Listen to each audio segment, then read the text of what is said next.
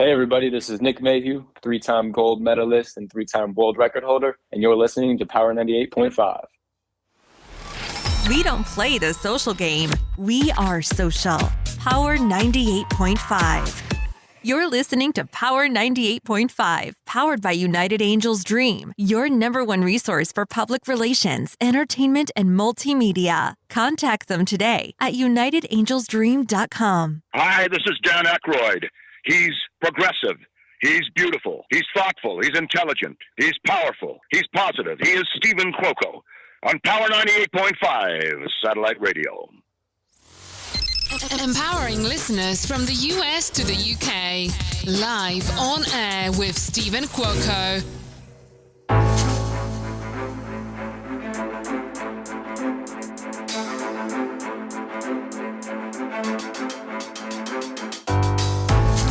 Good morning, good afternoon, and good evening. You are here live on air with Stephen Cuoco on Power 98.5 Satellite Radio. You can download the Power 98.5 iOS or Android app. Tune in on Alexa by adding Power 98.5 in your Alexa skill. We now have a new website. So what does that mean? Yes, the website that you're used to going to that is connected to my public relations firm, power98.5.com now has its own page, but yet we are still over at stephencuoco.com/live satellite radio.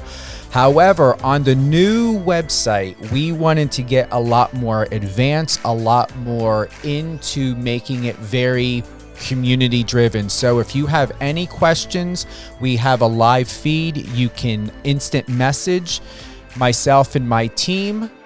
Go into power985.com, click that little icon, that tick down at the bottom right-hand corner, and send us an instant message. You can subscribe, sign up for emails to get on our VIP list for upcoming events, projects, and also casting. So without further ado, I've got a very, very good friend, someone who's extraordinary, extravagant, luxurious, and darn good looking. My friend Gregory Zarian, best known, and he is recognized as an award-winning actor, model, and host. He can most recently be seen in a recurring role on the third season of the hit HBO series and in the feature film 86 Melrose Avenue, now available on video on demand. I can't say too much or too little because there really is not enough to describe Gregory Zarian. So we're just going to get right to it and let him tell us all about, in addition to what I had just shared, how amazing he is. Gregory, welcome to Live on Air with Stephen Cuoco on Power 98.5. Hi, okay, that was fantastic. If you could call me every day and do that, I'd be thrilled. Hey, if you want me to, I will. I got your direct number. No, thank you for being colorful in your description. I really, I'm sure, and I'm sure the same thing happens with you sometimes when people share, about all that you've done, Stephen, and even hearing you talk about what I've done. There's a moment where we're like, it's, hard work pays off, and thank you for celebrating me the way you just did. I love my job and I love what I get to do. So thank you for the beautiful intro. You're welcome, and it's most deserved, Gregory. And I definitely would like to give a shout out and a big thank you to your representative, Matthew Gibson. He worked very well with my assistant, Christina, in putting all of this together. And so if he's listening, I hope he heard that. If not, please let him know. And I'll follow up with an email to him that I truly appreciate how on top of things he was on your behalf. And also we have to do a big shout out to Marcos Papadopoulos for introducing us to each other. So, Yasu Marcos. But I love that you said that because it's so funny. This morning I went to Petco to get food for my pup, and I looked at the guy and I said, once my transaction was done, I said, what's your name? And he went, why? And I said, well, I just wanted to say, hi, I'm Gregory, and I just wanted to address you by name and say thank you for being so helpful. And he said, my name's Eric. And I said, Eric, "You rock. Thank you for helping me this morning." And I said, "Why didn't you want to give me your name?" And he said, "So many people are angry now, and all they do is tell me what I don't do." And I thought, being on a job where you have to deal with customer service and do all these things, I'm so saddened that that's the new narrative. Yet it's so uplifting to have someone like you out of the gate thank Matt. And, I'm grateful for Matt. I call him, I'm lucky to have known, and I'm sure knew her, Nancy Ryder, huge publicist, and she unfortunately passed away last year. But she took care of my twin brother Lawrence and I for quite a long time. And there's this level of quality as a PR rep that she changed the game. So sometimes when I'm talking to Matt, I'm like, "Listen, if I call you Nancy, it's a compliment." And he's like, "She's an icon." For it wasn't just about getting somebody on the red carpet. It was about the person being on the red carpet with an experience. And, she changed the game of, you just don't show up at an event. You actually wear something great. You talk about emotions in life and feelings. So that was a really long comment, but I feel all very important. What has been the most precious moment that you have found in your life and your career, whether differently or simultaneously, that has helped you to become more awakened and more relaxed to be who you are? That is what a beautiful question. It's twofold. The best moment I've ever, to this date, ever encountered was being with my mom on her passing. The last couple minutes were just myself and her. And I feel like I got to, she brought me into this world, and I was able, with God, to carry her out. And it is the most awakening thing I've ever been part of. And as far as work, every job and every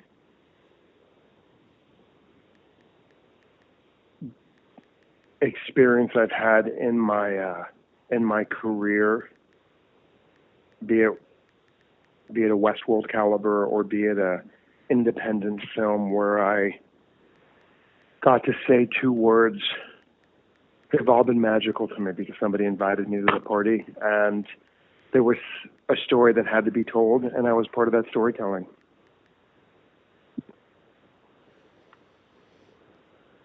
Is there anything additional to that? It just felt like there was something more there.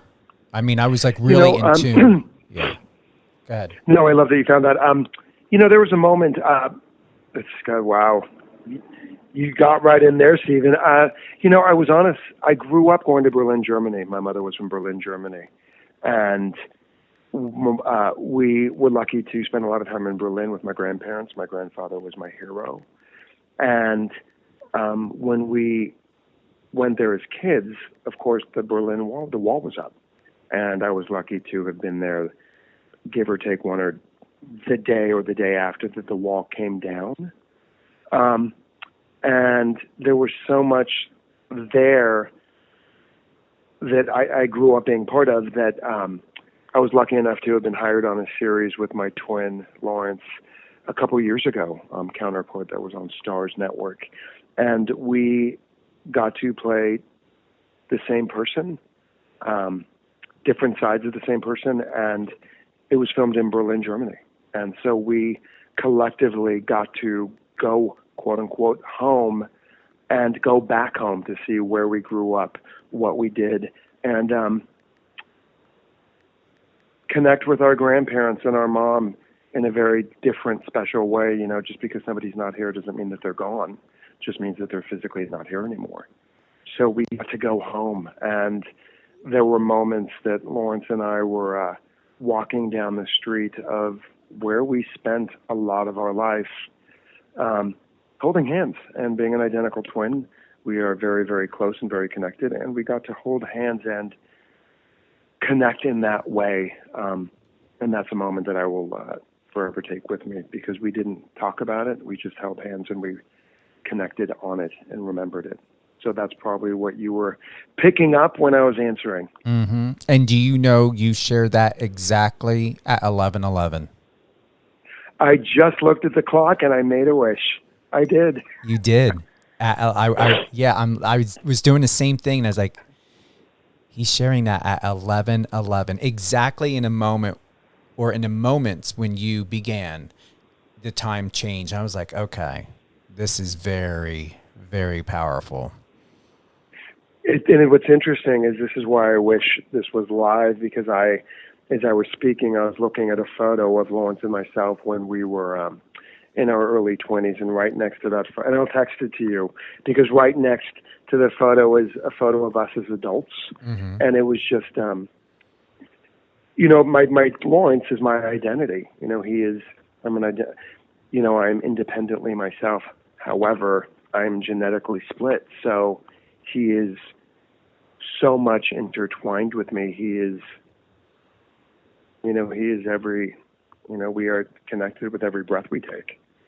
So that was such a beautiful moment, and I love that you, one, called me out on it, and two, we could both make a wish together. Thank you for that. You're welcome, and we did. And I want to thank everyone again. We are live with my good friend Gregory Zarian. He's best known from the hit HBO show Westworld, amongst many other platforms that you have appeared on. And if I may, go ahead and get over to this beautiful, detailed description of what Matthew had put together of what you've done. Back in May of 2020, you were nominated for a Daytime Emmy Award for Outstanding Performance by a Supporting Actor in a Digital Drama. And this is true. Yeah, go ahead. No. I was just going to say it's a love story. It's called Venice the Series. It was I was nominated for its 6th season. I was on season 5. I played the twin brother to the character I played in season 5. I played Nick in 5, Nate in season 6, and it's a love story created and written by multi-Emmy award-winning actress Crystal Chappell, most notably known for Days of Our Lives and then One Life to Live and Guiding Light. And she played one of the first female gay characters on a national soap opera. And she took the storyline when the shows ended and brought it here to Los Angeles, Venice Beach. And she connected the two characters, her along with Jessica Lucia, and it's 6 seasons of a love story. And it just happens to be about 2 women. And Crystal Chappell was my soap opera crush. We met at a wedding of Nadia Bjorlin, who was on Days. And, I kind of fanned out a little bit. When I meet somebody that I admire and crush on, I couldn't talk. And I sent her a note saying, "Great meeting you." And she sent me a note saying, "Great meeting you." And a year later, she invited me to join Venice the Series. And the beautiful part of all of this is it's just a beautiful love story that happens to be about 2 women. And my character in season 6 talks about being bullied as a kid. And because I portrayed twins, talked about being bullied as a kid. Lawrence and I were bullied as kids, and my boss on the show bullied me. And it's this really beautiful full circle moment that was just real and honest. And I got to work with acclaimed actress Orla Cassidy, who is so generous that I feel that she held my hand to the nomination, because as actors, you're only as good as the people you get to participate with. So I'm very, very proud of the experience of the moment, of the storytelling, and that has thus connected me to being on being an ambassador for an amazing charity called Free to Love, and it's all about bullying and self-acceptance and, you know, dealing with identity and who you are and what you're about, and with the world being so much more about, you know, cisgender, binary, he, she, they, them. You can be part of their conversation and go to Free to Love, and somebody will be there to help you realize how wonderful you are and how you're not wrong for feeling what you feel and the stories that you will tell in your life. So it was a really beautiful, beautiful, beautiful moment. And apparently one of the twins, or both the twins, are coming back season 7. So I'm excited. When it comes to bullying, what is your best advice, Gregory, to speak up and speak out? Walk away. If you are being bullied, make noise. If you are younger, scream, get attention so somebody older can come and help you. You know, what's interesting, Stephen, is because of where we are in the world.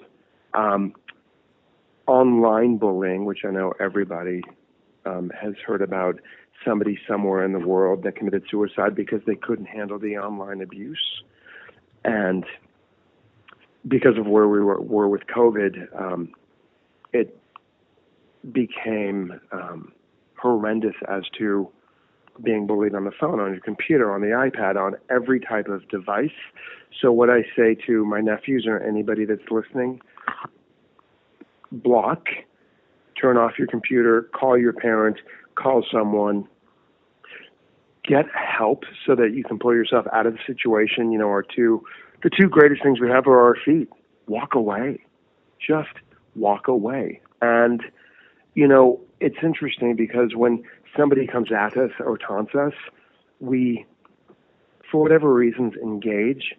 Don't engage. Because the truth is, the person that's bullying you has probably been bullied by somebody else, or something's happening at home, or they are just screaming out for help. What are your thoughts about bullying? Since you have this awesome platform, what do you say to anybody that says, hey, you know what, I'm being bullied. Can you help me here? Very good question. I mean, very, very good question. I've got a couple thoughts. One is, when I was bullied as a kid, I did what you had suggested. If I knew that if I were to become combative or defensive in a situation, it would turn violent. Then there were times I did stick up for myself and defend myself, not meaning I resorted to physical, but I did speak my truth. And there were times to where it just comes from the pit, from the depths of, you know, the gut. And that person had realized, you know what, I'm not going to go here. You know, God, the angels, you know, something stepping in. It was many, many different things on occasions, walking away, defending myself, speaking up for myself, knowing and feeling. And like I said, there were angels there at times to where I could just feel a force just coming in to protect just in case, and to where, whether it was seen or unseen, that the person who was trying to verbally assault me, mentally assault me, and even tried to physically assault me, something magical happened, something powerful, cosmic had happened at times. I had someone who pulled a knife out on me when I was 14 years old.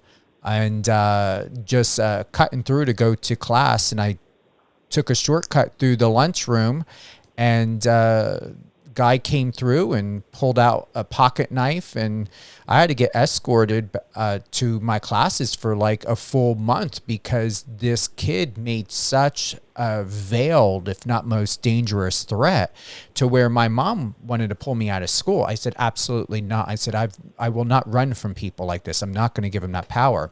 This kid got expelled, but he made it a point by saying that he was going to find me, even coming back onto school grounds. So like I said, I got escorted. The teachers watched when I left class to go to another class. There were a couple times I was, you know, someone would walk behind a couple feet by not making it obvious until I got to where I needed to go, because it didn't leave. I'm going to be honest. I was bullied all throughout my school years to where it almost paralyzed me, Gregory, to go to college. I was so nervous about going to college because I thought that shit was going to carry there. And it took me 3 months to get comfortable being at university.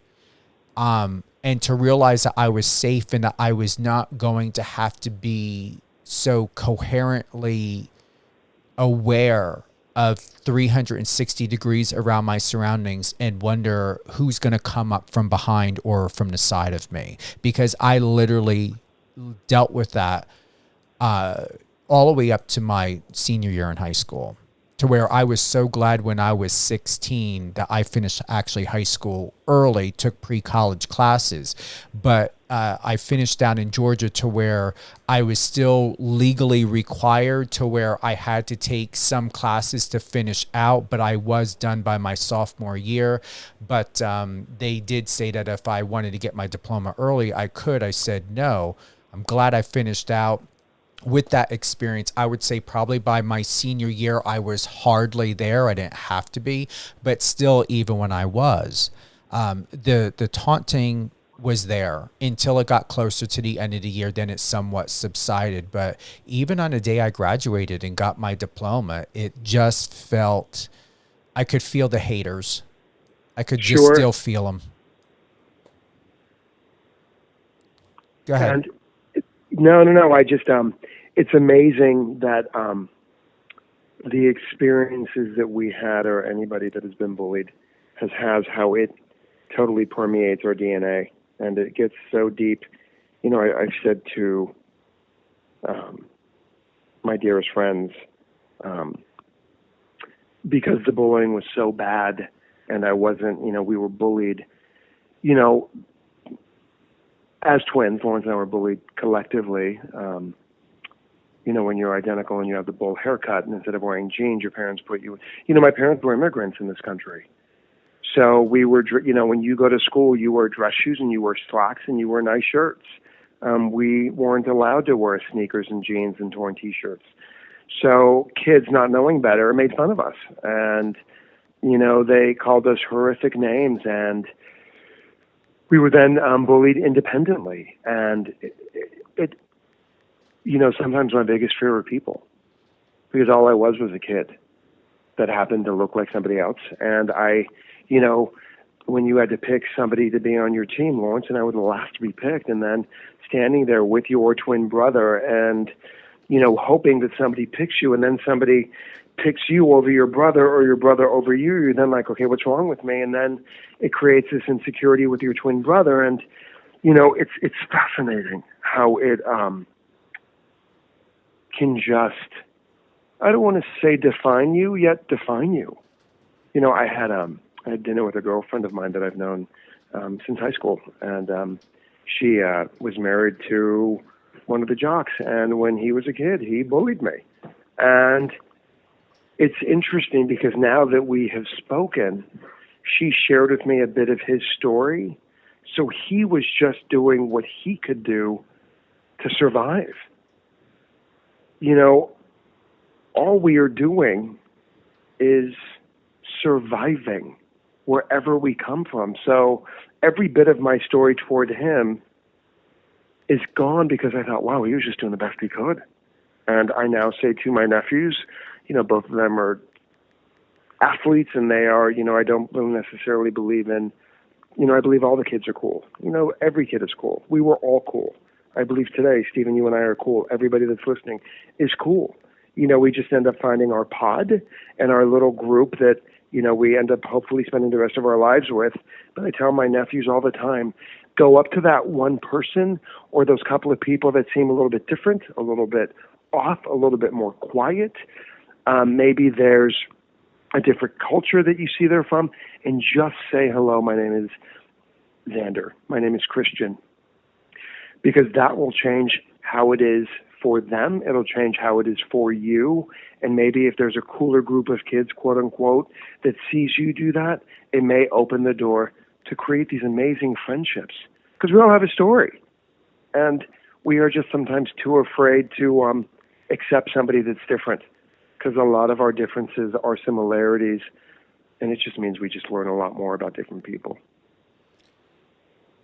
Most of the time, and please let me know if you agree or what your thoughts are, is what I have found is from the people that were most horrific to me, but even in general,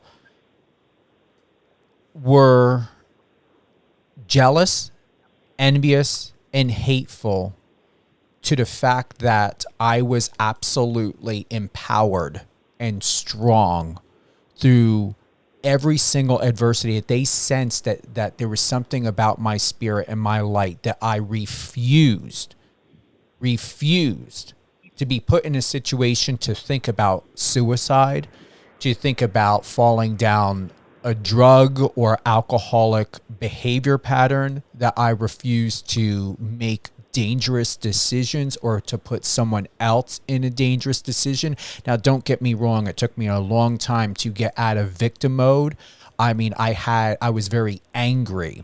All right. So the victim self that I had as a kid wasn't anything that was internal. It was external to where, I was angry and I blame God, I blame life. I'm like, there was even a point to where I came to a realization, Gregory, to where I was angry and I blamed myself by thinking, okay, we are intelligent beings. Why the fuck did I choose to be in this world?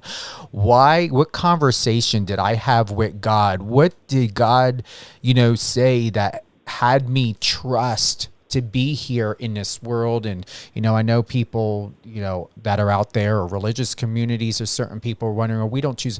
Listen, I know my truth. And I know the fact of it is that we are God's children. And the idea of how the heck, now we all are under some sort of amnesia, because if we knew everything or what was going to happen, we probably wouldn't be here. But I do believe and hold a sense of responsibility that I had taken, that I do believe that I have with God, the universe, all the above, that I came here out of choice. And even though I'm under some sort of amnesia to be able to have these human experiences, Gregory, I did go through decades of feeling absolutely fucking pissed off at myself, at God, and all of this as to this amnesia that we are under, to the fact of, I'm so knowing how powerful we are outside of these human bodies. Why am I not as powerful within this human body as I would be outside of this body? Like, a lot of things went through me, but I always knew and stayed true to the light, to the love that my parents who adopted me, what they gifted me, what they showed me, where they were consistent at proven to me that does exist, and that gave me the option to have an opportunity to decide, do I want to remain angry and hurtful and to give my victimizers power over me, or do I want to choose something different and really try to find and establish that peace and love? And I chose to establish that peace and love. It's so much easier to be angry and to be a victim than it is to be in peace and love. But you can come out, and I'm sure you can agree, on the other side. And that's where most people who are disconnected can't stand the most. And you're going to get two main types of people that will be drawn to people like us, Gregory, are the ones that want to be in that peace and light, but they don't know how to, or they're too lazy and complacent. So they want to feed off of our energy and our light to live vicariously through us in hopes that they will establish some sort of retribution or understanding and balance, or the ones that will want to come and destroy that. And that's where you got to be careful, because really they can both be an ally, or if we're not in a good place emotionally and mentally within ourselves, Gregory, they can become our worst adversary. I absolutely agree. And in regards to that, we also give them so much power in our mind I believe that a few things. I believe we have to go through it to get to it. I believe that, me being bullied collectively and independently, and I believe people bully people as adults. I believe that it has given me a lot more empathy than a lot of people have. I deal with people with kindness in a way that I don't think, had I not been bullied, we were brought up to be gentlemen. So there's more of an understanding and a hope,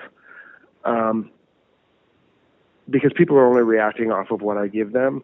I'm saddened for the people that remain victims, because here's the truth.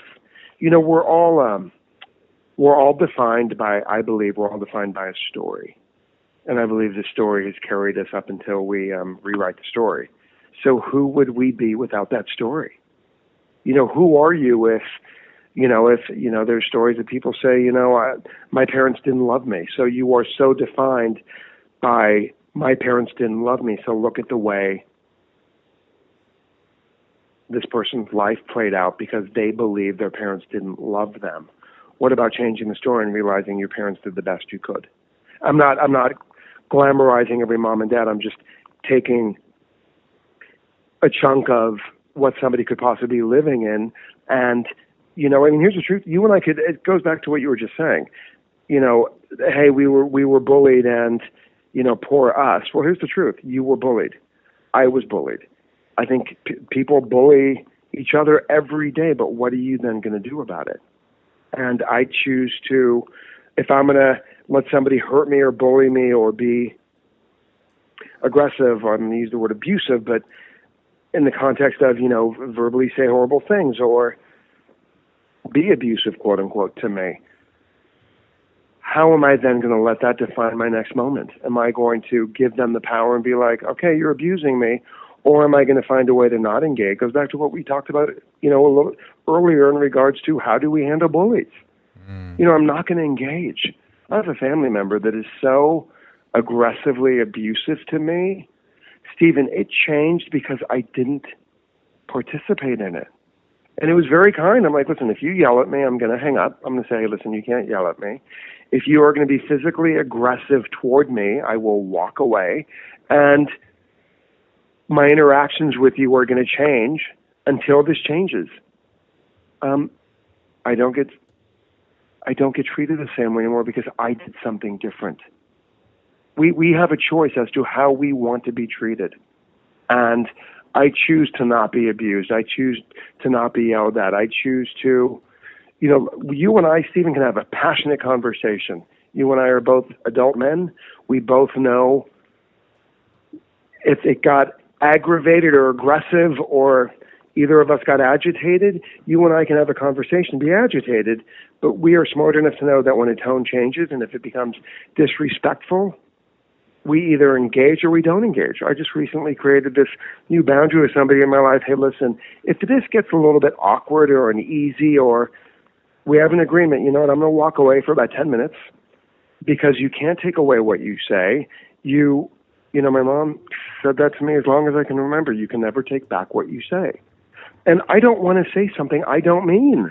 So, hey, listen, I love you. I'm going to take a 10-minute walk. I'll be right back. Hey, listen, you know what? I'm a little pissed off right now, and I think what happened is fucked up. I'm going to call you at 5 o'clock. And I honor my agreement. I honor my commitment. And if I'm not ready to talk, I pick up the phone and say, listen, it's 5 o'clock. I'm not ready to address this right now. Let's talk tomorrow morning, and I will call you at 10 a.m. Because I also believe that as I am pulling myself out of a situation, somebody else is thinking about, okay, what can I do? What can I say? And if I pull away and say, I'm going to talk to you in 10 minutes, I don't want to mess somebody up about having them falter for 10 minutes, possibly questioning or wondering.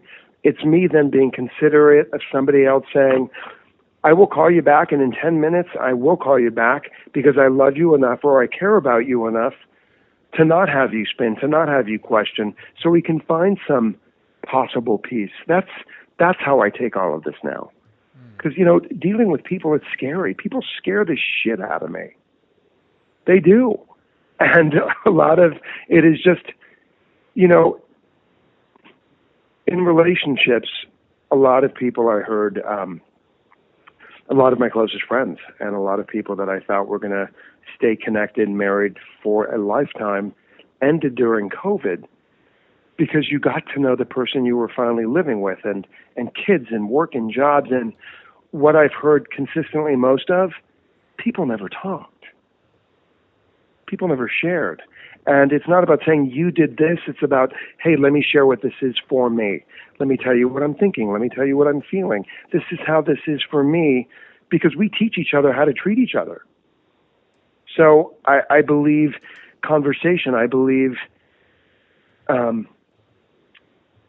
saying nothing can set you free. So I believe it's so many things, and it can also be really simple. And it's also then human kindness, empathy. It's, you and I, from the first time you and I spoke, and we're like, okay, we got to go, it's now an hour, are so wanting to be in the light. And I'm wanting to dive into your light. I'm feeling that you are, we are wanting to generate a huge light that possibly makes a difference, that somebody may get off this spot that we're doing and be like, wow, I never thought about that. I mean, I hope somebody reaches out to you and says, hey, my kid was being bullied and they heard what you had to say and they walked away. Or, hey, I was resenting the person that was bullying me when I was a kid, but now I'm stronger and I can stand in it. And now I see them and realize they were just fighting for themselves as well. That's my wish every day, that the guy at Petco today, I asked him his name and I said, thanks for showing me where the poop bags are. He took care of my dog. You know what I'm saying? Like, it's, every action gets a reaction. And I hope every day I create a reaction in somebody where somebody does something maybe a little bit different or just takes on something different. That is such a long answer, but you posed a question and that's where I went. And I'm glad you went there, because what I would like to find out is, would you change anything that you have learned in your life that has allowed you to be who you are today? Or are you just completely happy with every lesson that you've learned because it has shaped you in who you are today? Oh God, no. I hope there's an infinite amount of lessons that are waiting for me. Because then how would I grow and how would I learn? And, yours and my conversation, I don't want to be redundant in 20 minutes. So hearing you talk made me think, as I'm listening, okay, how am I with the bullies in my life? Did I stand up? And it's who are we if we're not in the uncover and discover? So I'm grateful. Listen, I'm grateful for every lesson, every moment. I am excited for whatever lessons are unfolding. It is not the be all. It's kind of like my father. My father would say, unfortunately, my father passed away 10 years ago, and he, being an immigrant, didn't want me to be in the entertainment business. He saw me go to 1,000 auditions, but maybe get 1 or 2 jobs. And a few weeks before he passed, he saw me on this great guest starring role on the TV show The Mentalist. And it was great, and he saw it, and he was super proud of me. And he was like, now that you made it, what do you have to say? And I'm like, I haven't made it. I love that every day is, did I have a great job? I did. Somebody said, you've been Emmy nominated, you've made it. I'm like, what a great moment in my life. I haven't made it. I'm making it. So every day I'm making it to the next step. I want to spend my entire life climbing and learning and wanting, when people say they die, right before they die, they get that, I felt the light. I want to live my life being in that light, but I'm still climbing to find more and experience more. And, you know, every experience is a knock on the door about, here, look at this, look at that, take this on, take that on. I mean, what do you think?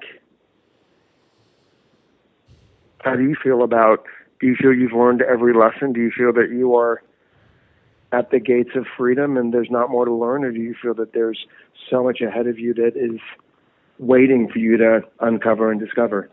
I appreciate the question, Gregory. I will say, and what's quite interesting is the conversation in what we're discussing today is I was meditating early this morning. I woke up. The dog had to go outside. I woke up at like 3:38 this morning, took her out, went back to bed, and then I don't know if I fell asleep or what, but I just knew it was like after 4 o'clock, something just energized me. And I decided I was going to stay awake. And I did. I did take an hour nap around 8 o'clock. But there was just this surge of peace. And within that moment in time that I was meditating, the dog was laying on a bed with me, just a flood of this concentration of things of what I've accomplished in my life. And certain things, my biological mother came to my mind in other moments in my life. So I will say within this beautiful moment with you, I am at peace. I truly am. Have I accomplished everything I've wanted in life? No. Do I become frustrated? Not angry anymore. I used to get so enraged, and the rage went to anger, anger went to disappointment, and now I'm just into where I just get, slightly annoyed or, frustrated once in a while when things don't move fast enough for me. Or I look around and I'm thinking to myself, and when the universe gives me another new project or something brand new, I'm like, okay, where is this going to go? But I don't worry about it. So to answer your question, which I hope I have, but I'm just going to sum it up. Am I completely happy with everything of who I am, what I've learned, and where I've been? Yes. Would I want to relive this life again? No. And I say that quite often, or I have, but yet I still keep coming back. Would I change anything? No. What I've learned from my biological family and my family who adopted me, has all helped to shape me to be who I am today. And even those that have been allies that have turned adversaries that have turned allies, I'm appreciative of everyone because it's helped shape me for who I am today. And realizing that they were people, parts of even personalities or an identity or behavior pattern that I was hiding from, or I was not wanting to admit that that's who I was, because during times when I was still in that victim mode.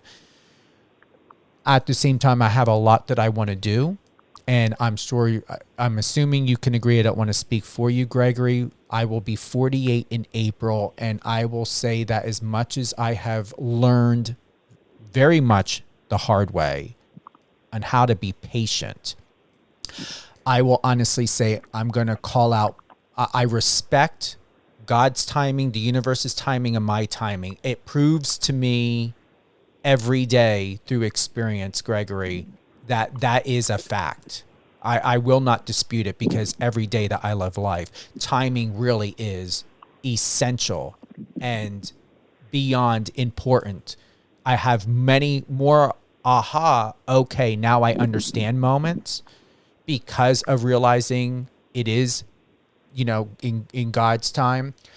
At the same time, I get very annoyed and upset because when you reach a certain age, especially where we are at now, I don't have 24 hours in a day. Every time I turn and look around, the day's almost over. And I was told at a very young age, and my parents even said, enjoy being a kid and the freedom that you have as a kid now, especially when I used to get very ornery and think like, oh my God, like what type of life do I have? I'm a military, brat. We're moving around. What type of stability?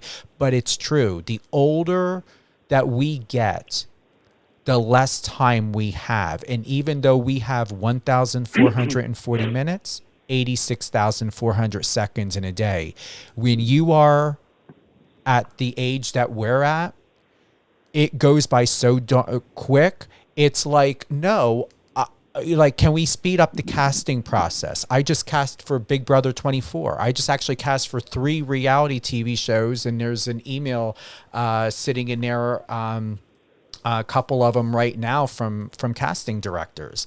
It's like, there's a lot I want to accomplish, and I really don't want to end up, if I don't have to, like Colonel Sanders with Kentucky Fried Chicken, waiting until I'm 80 years old to finally say, you know, I really made it in my life. Like, I really have accomplished what I wanted to accomplish. Like, I want to accomplish a lot of this stuff now, because keep in mind, in our generation, Gregory, there was 5.4 billion people. There is now over 8 billion people in this world. And it is a lot different to be successful now than it was in our generation, to where we didn't have a lot of competition, because you had to have a certain level of expertise. You had to have training. You had to have licensing. You had to have, degrees. You had to be proven through education and training to be at a certain level, to meet standards and qualifications to accomplish goals. Now, you can go and pay $5 online for some sort of certificate, call yourself a doctor, and then accomplish whatever. You know, I mean, people get more recognized, and I'm just going to say, it's great. You know, I'm going to put it out there. I come from a generation, I'm Gen X, to where you earn things through integrity. It astounds me that I bust my ass. My clients bust their ass. We all are working hard here. And I'm just going to put it honestly. I see fucking social media and people and these fake bots and shit praise motherfuckers who call themselves fitness trainers, who are really prostitutes, with semi-hard erections and sometimes cock rings on it you can see through those Calvin Klein underwear, banging their shit out online, and are getting hundreds of thousands of likes and views and fucking sponsorships. And I can't even get fucking verified on Instagram. And I'm running a business going on 30 years with integrity. So this is what I mean, to where this isn't victim. It's just, I'm done with the bullshit that porn and trash get praised more than people who have integrity and class. Now, don't get me wrong. I mean, I have no judgment of who someone's in porn or what they're doing. Whatever floats your boat, great. But I am fed up that every fucking time I go on Instagram or TikTok or something, especially, you know, TikTok being a kid's app, and it's not even in my preferences. I cannot escape half-naked men, hard dicks, semi-hard dicks, all this shit on fucking line, and I may break 200 likes and things like that, and I'm seeing here of thousands to hundreds of thousands of bullshit of people posting porn. Yeah. And I feel like that now in my career, instead of working hard the way that we had to do back in the 80s and 90s, because you're competing against people who are very intelligent, very credible, very strong, very goal-oriented, and who have such establishment, to now I constantly have to muckle through the mud of dicks all over the place and ass. And it's like I didn't realize that now I'm living the life of getting through the minutia of porn. So there's my elevator speech. I'm giving the mic back to you, but to sum it up, to, you know, also answer the question and put it out there, and to people over at Facebook and TikTok and Instagram and everything else, you know, enough with the shit. Okay, you leave that up to OnlyFans. I don't need to see every fucking time I go online a hard dick through Calvin Klein underwear, or somebody laying on a bed calling themselves a fucking fitness trainer, and then wanting to go, oh, hey, go to my OnlyFans. If you're going to do porn, fine, do porn, but do it in a way so us people, as you as an actor, you know, what you're doing, what I'm doing as a public relations rep, you know, running a radio show, let us have our own platform so we can do business, because we want to do business with real people that know how to fucking do business. Not to where we're left to where we're trying to do business and get jobs and go to casting and everything else and book talent. But we've got to go through a minutia to find those people, because everything is porn. So you know, I have no problem, you know, doing what I need to do, Gregory, but I would like to be able to do it, or to get where I want to go next, which is television, and somehow be able to bypass, so I don't need to maybe be on social media as much, because I really cannot go on social media anymore without Instagram and Facebook and TikTok putting stuff in live feeds and showing me people who I don't care for their content and want to see, and all I'm seeing is dick, ass, dick all over the motherfucking place. And tits. But keep in mind, our era, it was all about tits and ass. It was Playgirl. Now it's all about dick and ass. No. I get it, but here's the thing. But everything you were saying, I've been on a couple shows where the person that had 1 million followers came back and I didn't. Not that they were a better actor, but they just had more of a social media following. And I'm like, hold on. I grew up in the time when it was about talent. I grew up in the time when it was about you had to have talent, you had to have experience, you had to be great to work with. And what I'm really actually enjoying now more than not is most of my business now with self-tape, and sometimes you actually go into the room and you get to talk to a casting director, you get to see somebody. It's going back to the days where they want to say hello to you, that you are more than just this chiseled body or this, you know, buxom blonde or whatever, that you actually have to walk the walk and talk the talk and actually be a little talented. So you know what I'm saying? Like, I don't have 1 million followers. However, what I do know is that I'm a gentleman. I show up. I'm on time. If I am walking past craft services, I will ask you if I can get you anything. I will clean up my dressing room. I'll say thank you and please. I'll ask everybody in hair and makeup, hey, can I get you something to drink? I will go up to my director, my producer, and say thank you so much. And by week's end, casting will have a thank you candle. That's what I know. And that's what I try to instill to my nephews. You know, an agent once said to me, she said, you know, you send too many thank you cards. And I went, we'll never have this conversation again. Like, I send too many thank you cards. Well, they know you want to work. And I said, every time they hire me and I make a few grand on their jobs, I have 30 seconds to write a thank you note. I do. I don't care what you think. They got a card. And now, and people don't think like this, with everything being online and everything being, oh, I got a text and I'm on my Apple Watch and whatever, me handwriting a note, I will then get a thank you card or a thank you text, which I never expect. Hey, your note is on my bulletin board. Hey, thank you for this amazing candle. And here's, I believe every action, as I said earlier, has a reaction. The candles that I send out to people that have been gracious enough to like what I do and hire me and create a working relationship, will then talk about how great the candles are. But if they turn the candle over, they will see the manufacturer, who is my sponsor in AA, and his name's Timothy Sullivan. So I am not only being thanked for a great candle, but I'm also paying it forward and getting his company more awareness, because I'm grateful for him for saving my life every day. Yes, I'm sober over 16 and a half years, and I'm grateful for it, and it's kept me here, and it's made me a better man, and It's one blink at a time, but it's also giving back to my amazing sponsor who has dealt with a lot of my bullshit throughout the years, and people really like his candles. So it's a beautiful way of paying it all forward out of gratitude and thanks. So I agree with you. Who were these people when it's actually a face-to-face? Like, let's have a conversation. Tell me what you're about. Share with me.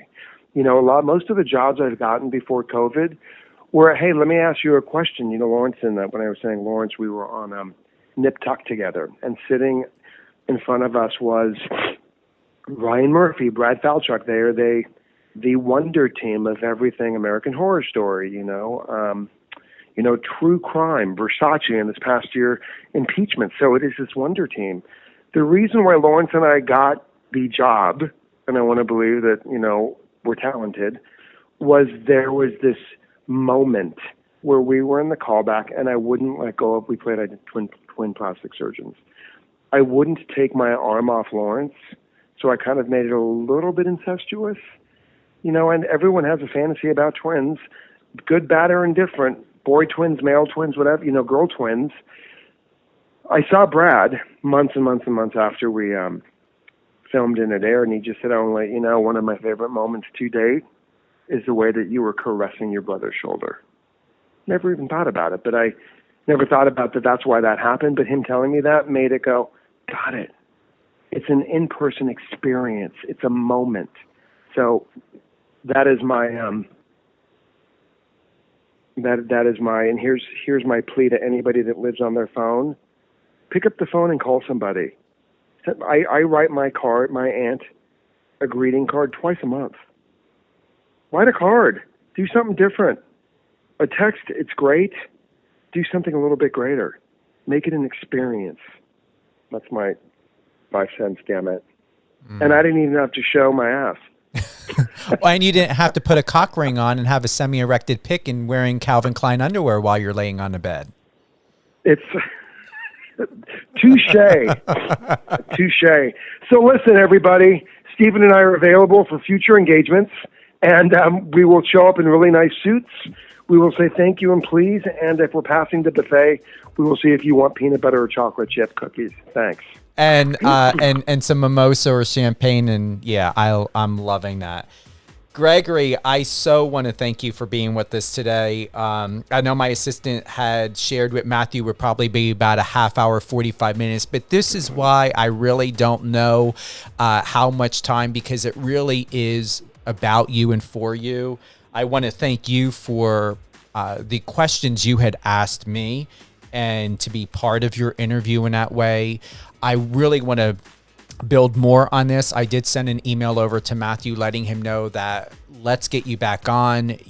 This is your new home. You're more than welcome to come on anytime, whether you want to promote, give community awareness, even to just simply talk and to share as what we did today. Before you give any golden nuggets of any upcoming projects, where to find you, I want to thank everyone for tuning in to Live on Air with Stephen Cuoco on Power 98.5 with my good friend Gregory Zarian, who is an award-winning actor, model, and host. He can most recently be seen in the recurring role on the 3rd season of the hit HBO series Westworld. Gregory has been seen across the board on General Hospital, Counterpart, Criminal Minds, Bones, Revenge, The Mentalist, The Family Business, Entourage. The list goes on and on. Congratulations, Gregory, on Thank you so much. An echelon example of talent and perseverance and dedication to your craft and your skill and your art and your art form to be, this extraordinary actor. Are there any upcoming projects that we can look forward to, or shows or series or films within 2022 or beyond? Yes, I actually, a couple things. Thank you for asking. I am part of a new iteration of Scooby-Doo. It is called Mystery Incorporated. They are finalizing the pilot as we speak. I play Sheriff Sam Rogers. I play Shaggy's dad. Ooh. I am so in the movie 86 Melrose Avenue that is out now on all platforms, specifically Amazon Prime. It is a hostage thriller. It is all about mental health, PTSD, and it goes back to what you and I were talking earlier, Stephen, about all the stories that stay in our minds and the situations that hold us back. It is such an amazing movie, so I really want everyone to give me an hour and a half of their day or night and just watch this phenomenal movie. It's written and directed by Lily Mata. But the guy that plays the opposite lead, his name's Dave Elza, phenomenal actor. He created Mystery Incorporated, and he brought me on to be Shaggy's dad. And it is this labor of love. It is probably one of the most fun projects I've ever got to be part of. And I'm Shaggy's dad. And I got to, and the beautiful part of this iteration is Scooby. It's the first live action Scooby. So we have a real dog, and he is awesome, and it's with some really, really talented people. That'll be out this spring, and then I start filming a horror flick the beginning of March. It's called Martinez, Margaritas, and Murder, and it's super, super fun, so I'm excited about that. And then later in the spring, I start filming the rom-com Roasted. So yeah, it's 2022 is, I think we all had a minute to shut down, and I think we all had a minute to see who we want to be and who we, I believe you take what you need and leave the rest. So I chose to leave a lot in 2021. We've survived a pandemic, and if you didn't learn something from it, I believe that we should all wash our hands more, be more socially aware, and put your hand out to the person that looks like they're struggling a little bit. And the next time you call someone and they're helping you on the phone, ask them how their day is. And just go, hey, how are you? Thank you so much. And if you get a customer service survey, fill out the damn thing. Let's make a difference. I truly, let's make a difference. To find out who somebody's manager is and just say, hey, I want to tell you that I think Stephen was awesome today. And I really appreciate it, because 10 times out of 10, people think you're going to bitch about something. But when you come back with a compliment and say, thank you so much, even if it's not the best experience, you don't know where somebody's at in their day. Just go, hey, how are you? Not, hi, can I have this? I always say, hi, how are you? What's your name? And they'll say, I'm sorry. I'll say, what's your name? And Susan, hi, Susan, how are you today? I'm okay. No, are you having a good day, Susan? Are people being kind to you? It's a great day or it's a bad day. And real quickly, a year and a half ago, I was talking to this woman. She was helping me with my car, and I didn't know how to do something. And I said, are you having a good day? She said, I'm in New York. And I said, wow, you guys were hit by COVID hard. Are you okay? And she burst into tears. Her boyfriend died. And we spent 20 minutes on the phone. And it was a beautiful moment, because I got to be there for somebody that I will probably never speak to again. But we had a great moment. So I think we can all make a difference. To add to that, I was like, oh, do we really want to add? Because that was a beautiful closing out, Gregory. But to share, truly, I was at the post office just recently getting my passport renewed. Now, I'm sure that you know that normally when you go to the post office, like if you've got to get envelopes or fill out things, they want you to step aside and, they'll take care of the next customer. I did speak to the person, the supervisor, because the girl did not have me leave. I paid, I filled out both forms, I did everything there, and I was just astounded over the customer service. But it goes back to what you said. It's how we make people feel. It's giving them permission that they are also included when there's a greeting, when there is an introduction, just like what you did. It brought into a real connection that you had. And I asked to speak to the supervisor, and the supervisor specifically said that they rarely ever get someone that comes over to give a compliment, a recommendation, a nice word to say about one of their employees, it's usually a complaint. And I'm like, well, it's how you treat people. Sometimes if you're getting poor service or maybe not the type of service that you want, it goes back to what you said. It's like, are you interested in what that person is offering? Did you really show consideration for the hello, good morning, a good afternoon that they gave you? And I have seen many times where they don't. It's, oh, real? Okay, yeah, thank you very much. Okay, this is what I want. So I'm really happy that you said that, Gregory. Thank you. My pleasure. Can I just throw two more real quick things out there? When you are walking down the street and if you see somebody's meter has expired with a car there and you have a nickel, a quarter, or a dime in your pocket, pop it in there, because I've learned this from one of my, she's one of the icons in my heart. Her name is Francesca, and she has taught me how to do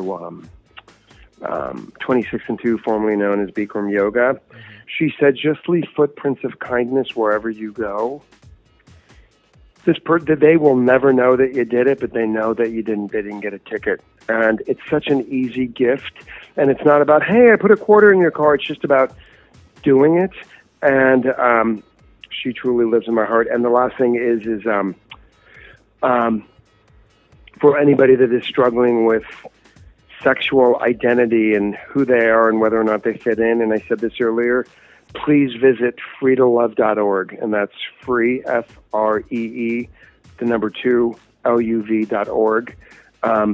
Somebody is there, and also Trevor Live, Trevor Project, Trevor Chat. You are not alone if you are feeling alone, scared, questioning, wondering. The beautiful part of having a phone or a computer is you can find somebody online at any second of any day and say, hey, I am struggling, and you are not alone, and somebody will reach back out and hold your hand and guide you because you are fucking fantastic. And I just needed to say that because we all sometimes feel like we're on our own, and we are not. And then there's the second one, too. You said there were two things. Oh, I did. Leaving quarters in people's parking meters and Free to Love. Where would you like? I could. Go ahead. No, I was just going to say I could give you 5 more things, but I think you and I could talk for hours. We definitely could. And if you feel that, listen, if you got a couple more, drop those gems. Also, where can everyone connect to you? I know you're popular and hot on Instagram. Is Instagram just it, or where else can people connect with you? On Instagram, at Gregory Zarian. On Twitter, at Gregory Zarian. On Facebook, at Gregory Zarian. And I have my website, gregoryzarian.com. My email is Gregory at gregoryzarian.com. It's super simple. And I love engaging. I love conversation. And I think we can all make a difference. And let's just do it together. I'd rather do it together than be a band of one. And remember about the parking meter. You can save people lots and lots of money, especially if they're in LA or New York, is that ticket can be hefty. And you never know if maybe they had tickets before that and could prevent them from losing their license and getting bigger fines. Exactly. Period. Gregory, we're going to close out, but I definitely would like for you to just give us less than 1 minute, stay on the line. Just want to close out personally with you once we're off of the live here on Power 98.5. Thank you for being with us today, Gregory, on Live on Air with Stephen Cuoco. You can download the iOS or Android app, tune in on Alexa, go to the new and incredible website of Power 98.5 at power985.com. We can take live requests there. You can shoot us an instant message if you have any questions for guests. If you love this interview and what Gregory had to say and what he shared, drop us a line, send us, an email, send us a message through Instant Messenger. There are many ways to connect with us. This episode will re-air. I'm going to re-air this. Today's Wednesday. We're going to re-air it for Thursday and Friday. And I'm going to do at 6 p.m. Eastern Time, 3 p.m. Pacific. Gregory, thank you again. Just hold the line. And congratulations on everything that you're doing, what you're about to do, and on your upcoming projects for 2022. And hopefully, Big Brother, you'll see me on Big Brother. Hopefully this year they will have me on as a contestant. I've been casting since 2010. Or there'll be another show. I know I'm going to apply for The Circle, if I can apply for that on Netflix. Why I say I can apply, because I don't know exactly what demographic that they're looking for, but I'm thinking about trying out for that. So for what it's worth, we've got a lot more to do here in this world, Gregory, and I am very happy that we are here for each other. I second that. Here's to more together, Stephen. Thank you so much for having me. What a pleasure. Thank you. Enjoy your day, everyone. And remember, go out there and remember to, you see a parking meter? Put some change into there. Prevent someone from getting a ticket. Do a kind deed.